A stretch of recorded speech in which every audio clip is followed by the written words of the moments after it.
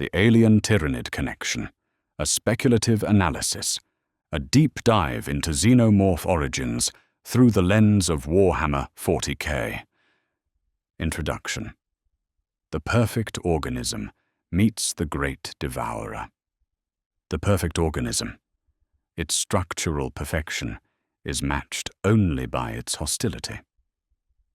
Ash, Science Officer.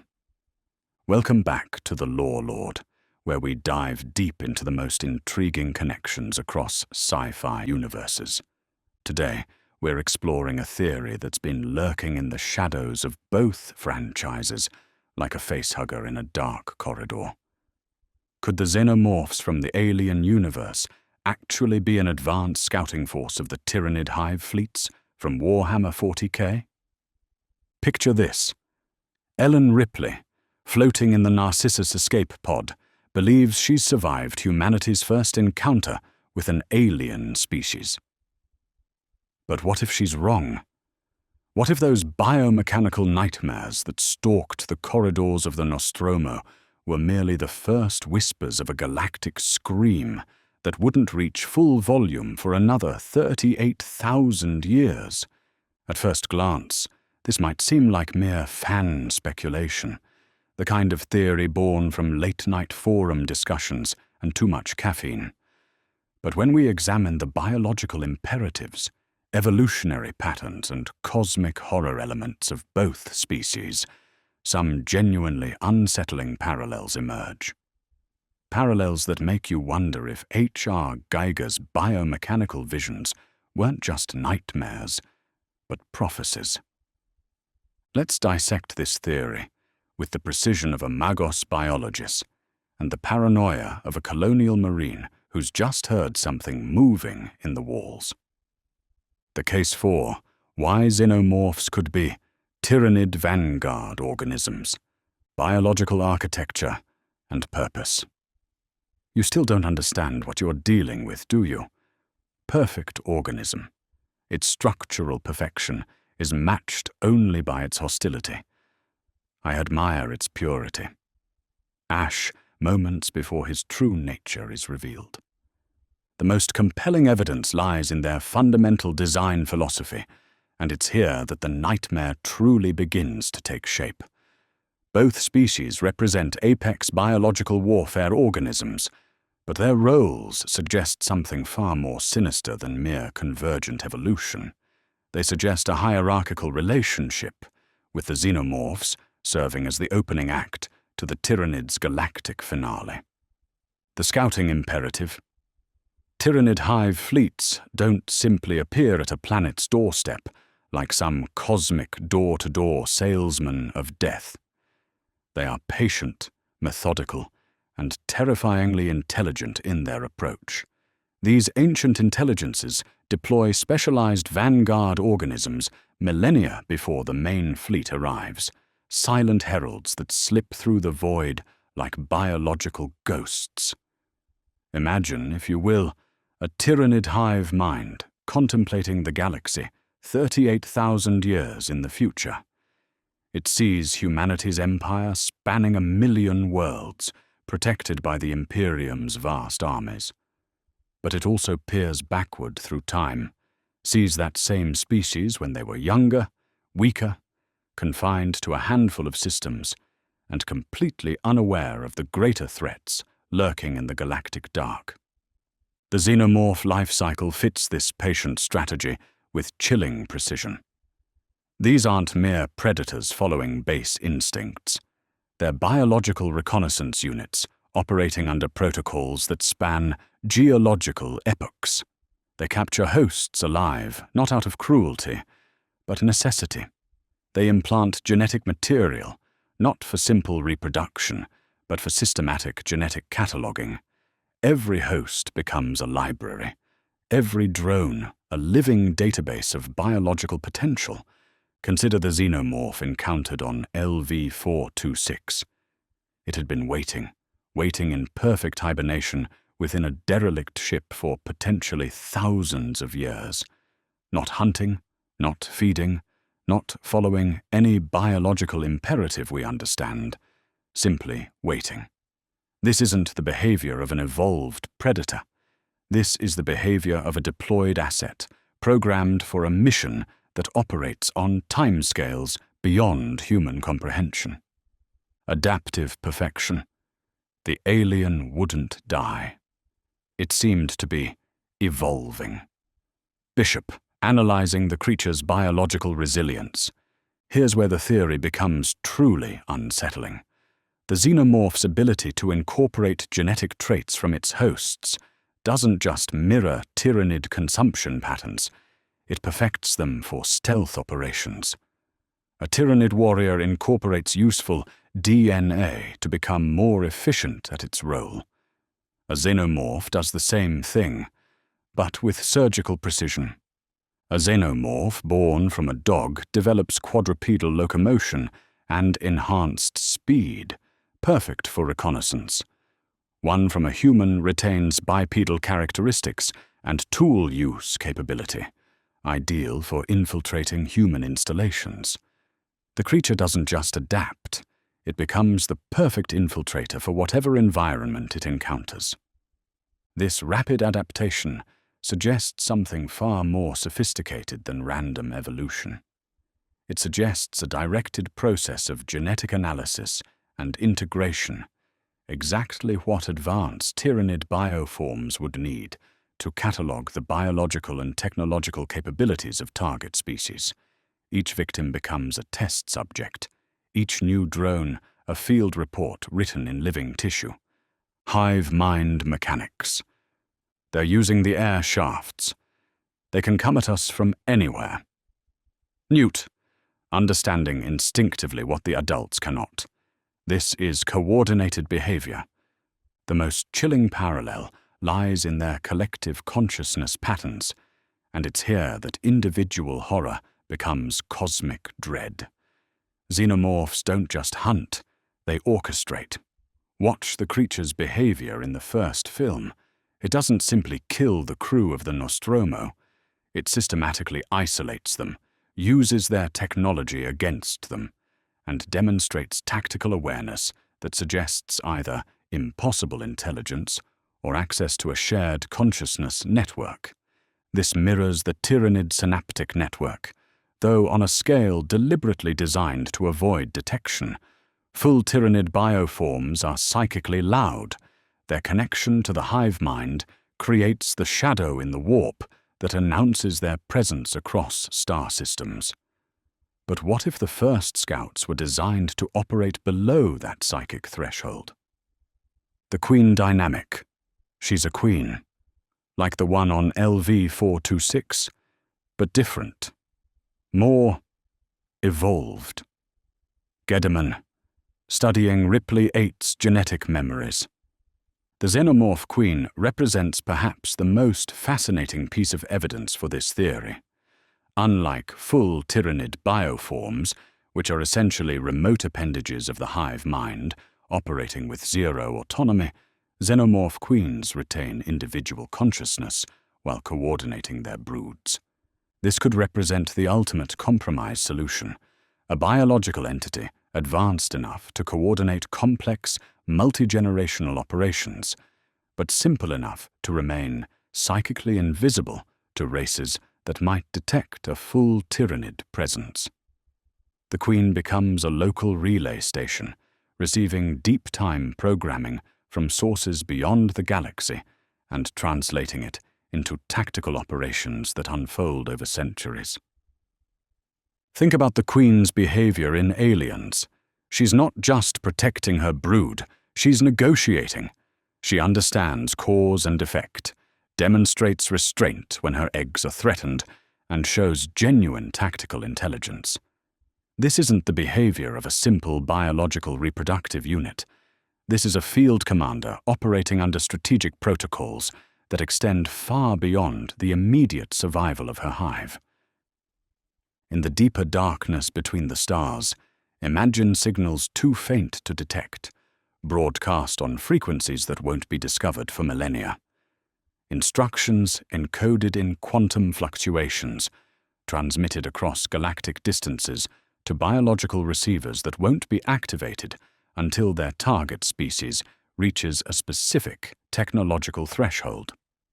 The queens aren't just reproducing, they're following a plan.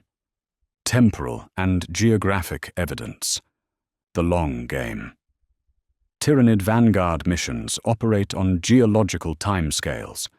The space jockey derelict on LV-4, 2-6 had been there for potentially thousands of years before the Nostromo crew discovered it. This timeline aligns perfectly with Tyranid advanced scouting operations, which can precede main fleet arrivals by millennia. Strategic positioning.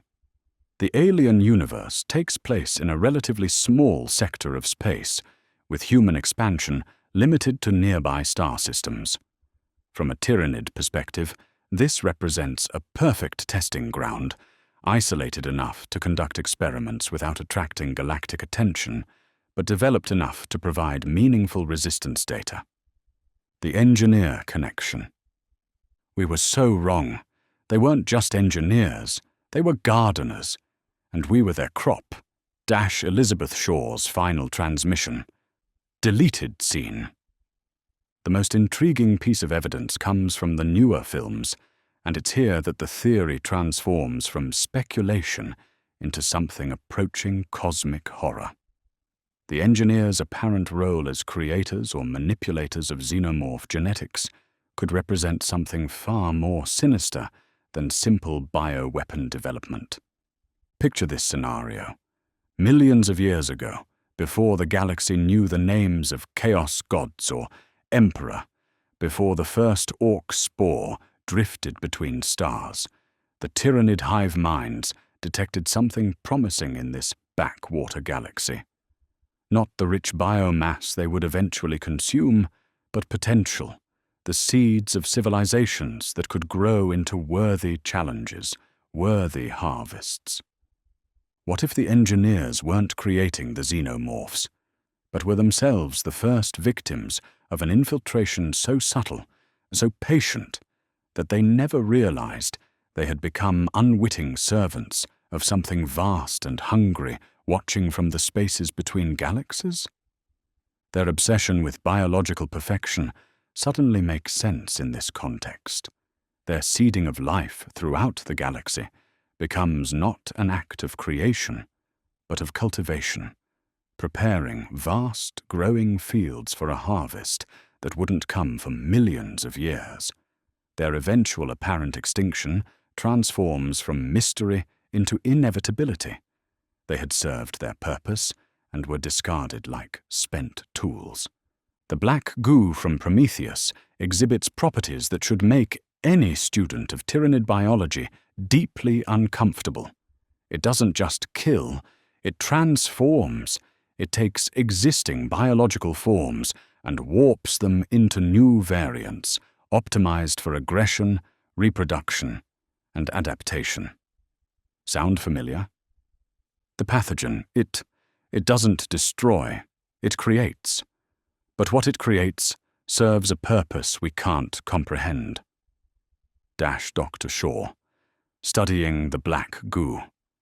This substance behaves remarkably like weaponized Tyranid genetic material, a biological catalyst designed to accelerate evolution in specific directions.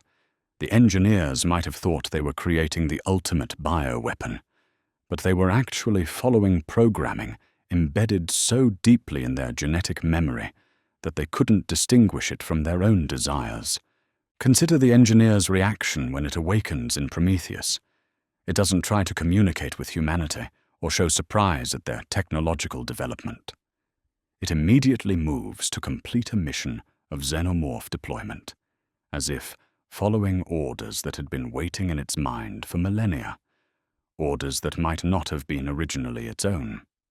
The case against why this theory falls apart under scrutiny. Fundamental biological differences. I've never seen anything like it. It doesn't want to destroy everything. It wants to replace everything. Dr. Clemens, analyzing xenomorph behavior patterns, Alien 3 deleted dialogue.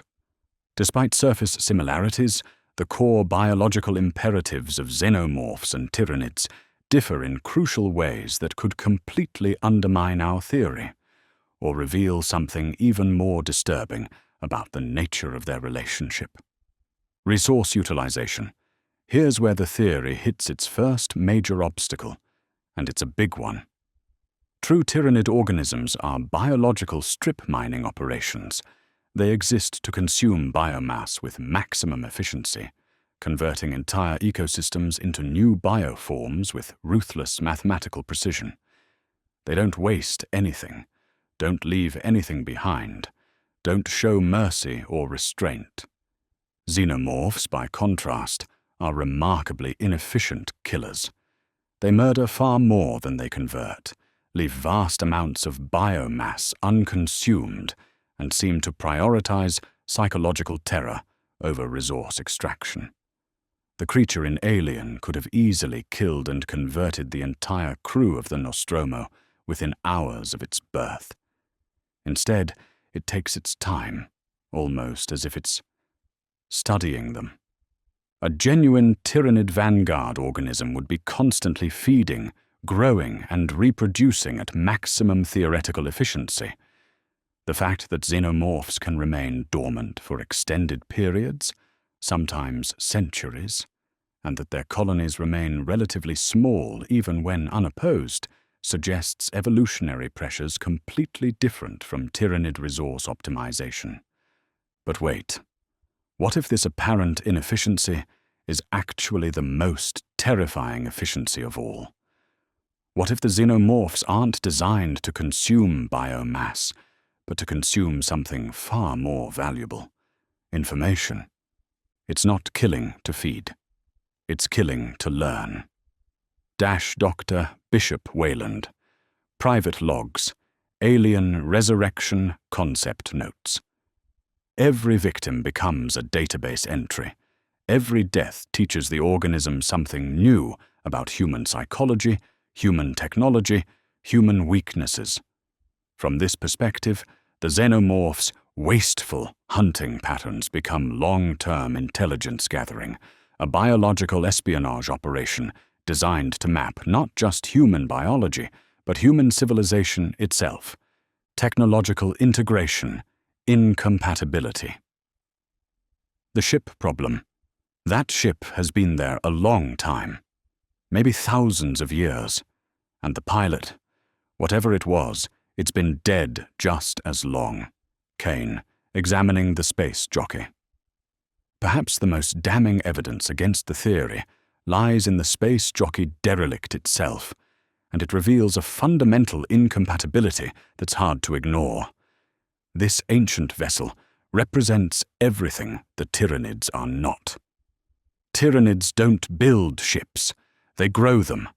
Their vessels are living extensions of the hive mind, bioships that pulse with alien life and adapt to conditions in real time. These craft are as much Tyranid organisms as any warrior or gaunt, connected to the greater consciousness through synaptic links that span impossible distances. The engineer ship, however, is clearly constructed technology. Yes, it incorporates biological elements and demonstrates biotechnological sophistication that's almost organic in its curves and functions. But it's built, not grown. It has corridors designed for specific body types, control systems that require manual operation, and most tellingly, it can be inhabited by non-Tyranid life forms. Real Tyranid bioships are hostile environments for any non-Tyranid organism. Their atmosphere, their internal structures, even their electromagnetic fields are optimized for Tyranid biology. The fact that humans can survive aboard the engineer vessel, however briefly, suggests it was created by a technological civilization, not evolved by a hive mind. But here's a disturbing thought. What if this isn't evidence against the theory, but evidence of something worse? What if we're looking at different stages of the same process? The ship. It's like it was grown around something, around a purpose we can't understand. Ripley 8, examining engineer technology, alternate dialogue. Maybe the engineers represent an intermediate stage, a technological civilization that had been subtly influenced by Tyranid infiltration, but hadn't yet been fully consumed. They retained enough independence to build ships and develop technology, but their biological imperatives had been slowly corrupted over millennia. From this perspective, the engineer vessels become something far more sinister. Transitional technology developed by a species in the process of being converted. Not quite Tyranid bioships, but no longer purely technological constructs either. Hybrid creations that bridge the gap between constructed technology and living vessels. Psychic signature discrepancies. The silent mind. One of the most distinctive features of Tyranid organisms is their psychic presence, or rather, their contribution to the shadow in the warp that accompanies hive fleets. This psychic signature is detectable across vast distances and grows stronger as more Tyranids congregate. Xenomorphs, however, appear to be psychically inert. Characters like Ripley, who demonstrate some psychic sensitivity in later films, show no indication of detecting the kind of psychic presence that would accompany even a small Tyranid force. In the Warhammer 40k universe, psychers would immediately recognize Tyranid bioforms. The fact that no such recognition occurs in the alien universe suggests these are fundamentally different organisms. Reproductive strategy, inefficiencies. The numbers game. Tyranid reproduction is optimized for exponential growth under any conditions. Given sufficient biomass, a single Tyranid organism can theoretically reproduce an entire invasion force within a relatively short period. Xenomorphs, despite their terrifying efficiency at individual level, are surprisingly limited in their reproductive capacity. They require specific conditions, extended gestation periods, and seem to have built-in population controls that prevent runaway reproduction. This suggests they were designed by a civilization that feared uncontrolled growth, the opposite of Tyranid design philosophy. Timeline problems. The galactic context. The alien films take place in what appears to be the early stages of human galactic expansion, perhaps equivalent to the early M3 period in Warhammer 40k terms. At this point in galactic history, the Tyranid Hive Fleets haven't even been detected, let alone begun sending advanced scouts. The timeline simply doesn't work. If xenomorphs were Tyranid vanguard organisms, they would need to have been deployed millions of years ago to account for the travel time involved. Yet the evidence suggests the xenomorph presence in human space is relatively recent. The synthesis, a third possibility, convergent evolution in deep time. Perhaps the most intellectually honest conclusion is that both species represent examples of convergent evolution, similar environmental pressures producing similar biological solutions across different galaxies or realities. The perfect killer paradigm. Both xenomorphs and Tyranids have evolved or been created to fill the same ecological niche, the perfect biological weapon. Their similarities reflect not direct connection, but the fact that there are only so many ways to optimize an organism for maximum lethality and adaptability. The seeded galaxy theory. Alternatively, both species might represent echoes of some even more ancient progenitor race, beings who seeded biological weapons throughout the galaxy in the deep past. The engineers, the old ones from 40,000, or some even more primordial civilization, might have created the templates from which both species eventually emerged. This would explain the similarities while accounting for the differences. Each species would represent a different branch of the same bioweapon development tree, evolved over millions of years in different regions of space under different selective pressures. Conclusion: the horror of uncertainty.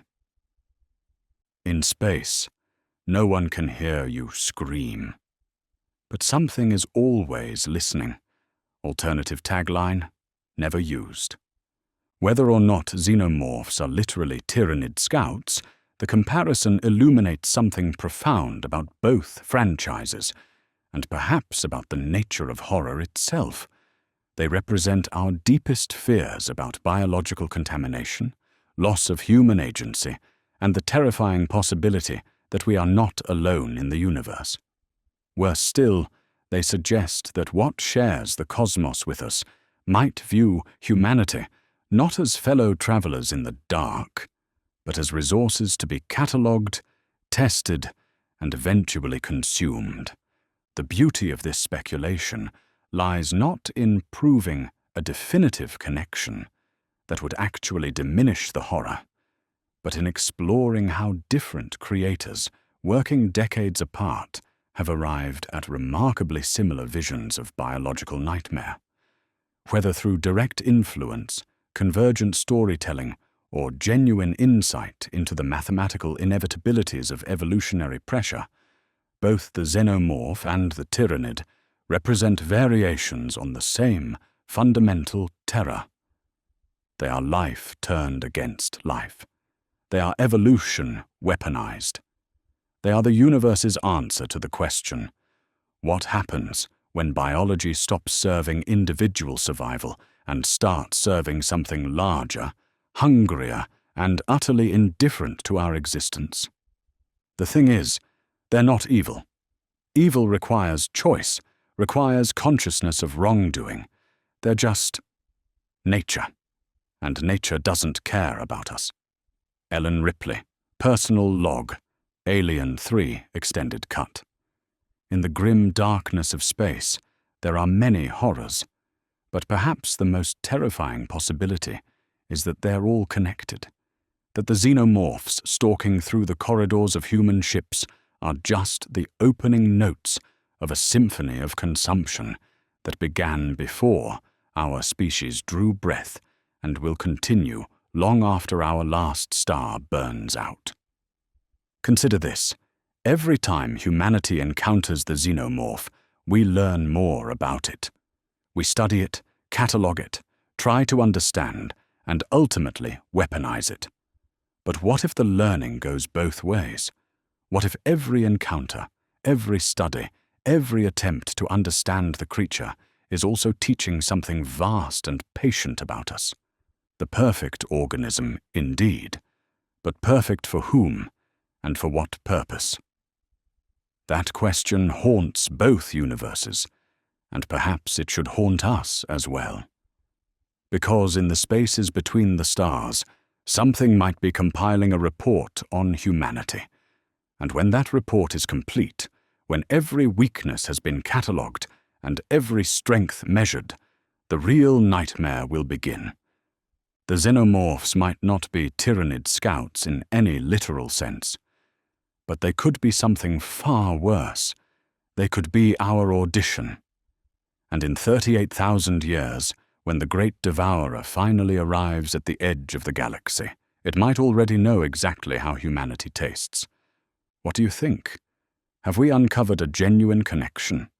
Or are we seeing patterns in the dark where none exist? Are we alone with our fears? Or is something out there taking notes? Let me know in the comments below. And don't forget to subscribe for more expeditions into the darkest corners of science fiction. And remember, in space, no one can hear you scream. But that doesn't mean nothing is listening.